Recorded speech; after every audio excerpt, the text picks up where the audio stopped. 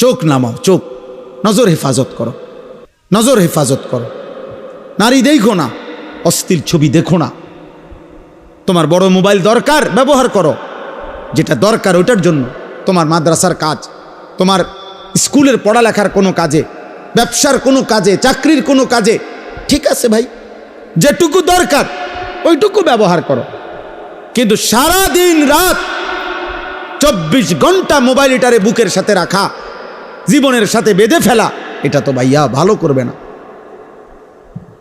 আমরা চেষ্টা করলাম বুঝাইতে, রাত গভীরে আমি বললাম, ইয়াগুদ্দু মিন আবসারিহিম, আল্লাহর ওয়াদা, ইন্নাল্লাযীনা ইউহিব্বুনা আন তাশিআল ফাহিশাতু ফিল্লাযীনা আমানু লাহুম আযাবুন আলীমুন ফিদ দুনিয়া ওয়াল আখিরাহ।